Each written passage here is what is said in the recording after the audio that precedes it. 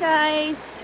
I am currently walking to the dry cleaner. So magpapa-dry clean ako dito sa Hot Street. Dahil mga guys, so I've dropped it off already. Now I am on my way to my lashes. So I'm getting my lashes refill. Because for some reason this time, it just fell off. A lot of them fell off. So it's been 2 weeks. So I'm gonna have them refilled. So I'm walking to, it's near Chinatown. So I'm just walking to the place. It's called LK Salon. It's a bit, what do you call that? Gloomy today. I was actually planning to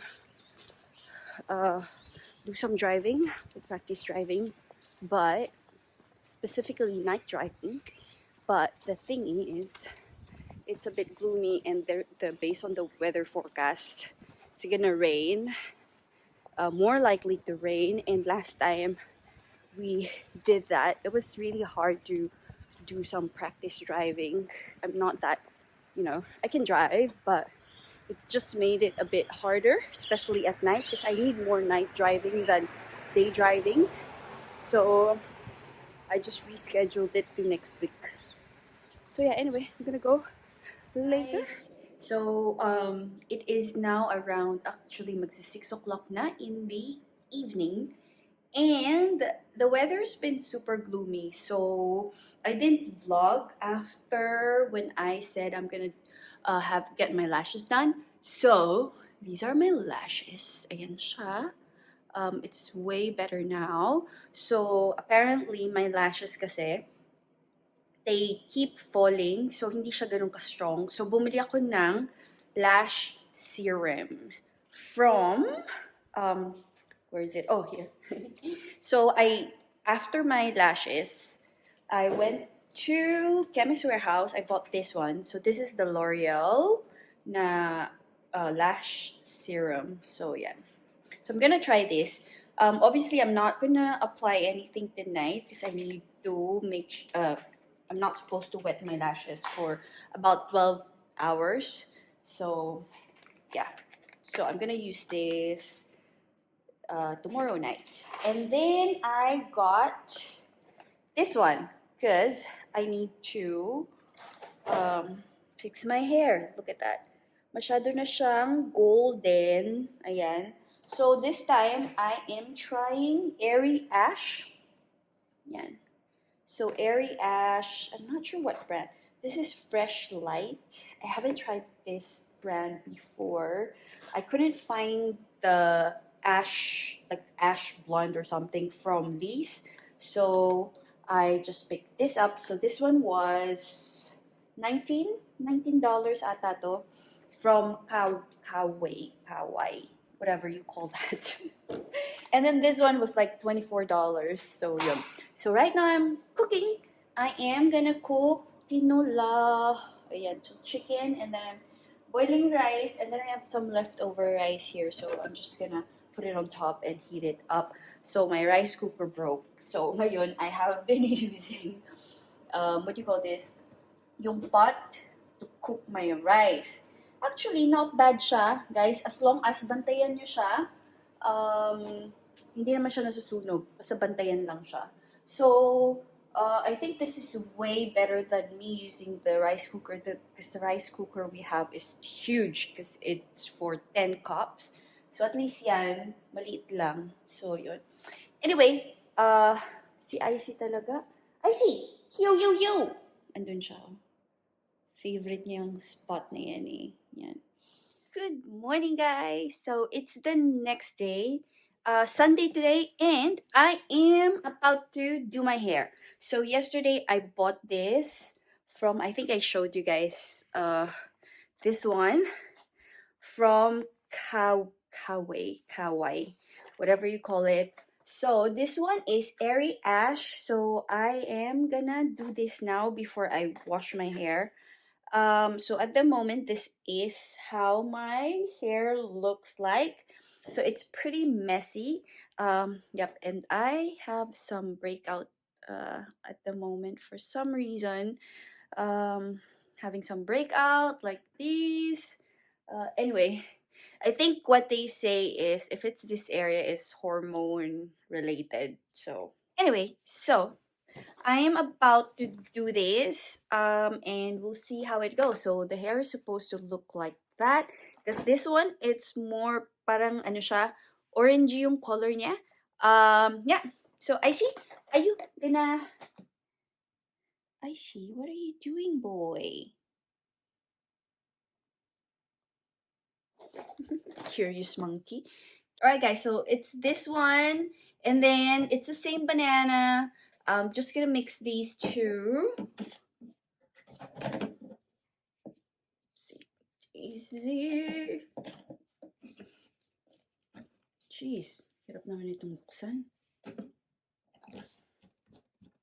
Hard to open, ah.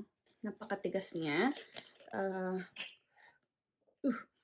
And then, mix, mix, mix. Mix, mix, mix. Tama ba? Better read the instructions, you know, like, because I don't want to, like, mess it up. What a minute. Yep. It's the same banana. It's the same. Yep. Ooh, yep. So may glove siya pang apply. I see. Bayaw naman ng English. Asa na ba? Ayan. Just mixing the two.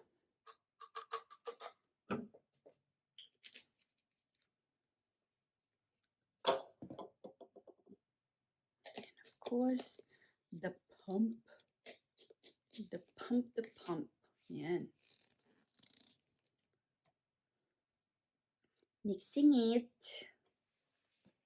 There we go. Now, I can apply it. Yan, ganyan lang siya. Tapos, I am gonna apply it now.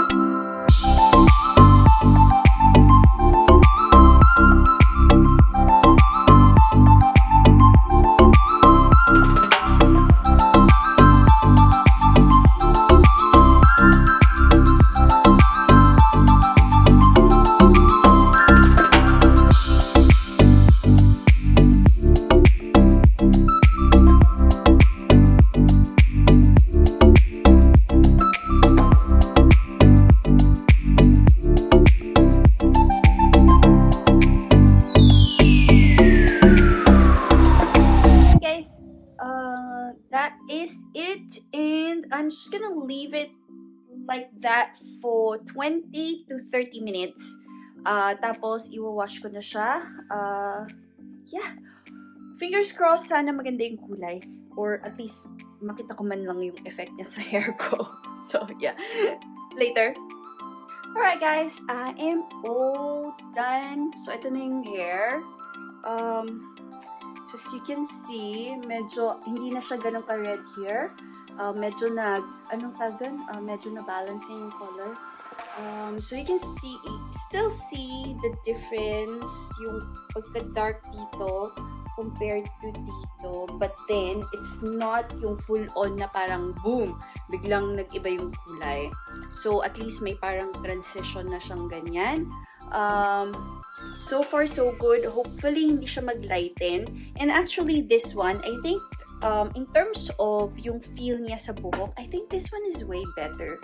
Kasi, parang it's more moisturizing for some reason. Just my personal opinion. First time ko yata itong na-try or something. But, yeah. So, it's definitely softer. And I actually like yung color niya. Yeah, I think. Hi guys, so it's me again, and as usual, I forgot to close the vlog properly. So I'm doing this while I'm editing the video. So for some reason, I did that hair product. I tried the Freshlight. The brand's called Freshlight, and I use the color Berry Ash. That's the color or the shade. And I really like it because it feels soft. So just my personal opinion, I feel like the product is softer on my hair compared to other products that I've used before. So overall, I really like it. So I do recommend this product. So yeah, that's it. Thank you guys for watching. I hope you find this video helpful and informative. If you did, please give me a thumbs up and subscribe if you haven't already. Bye.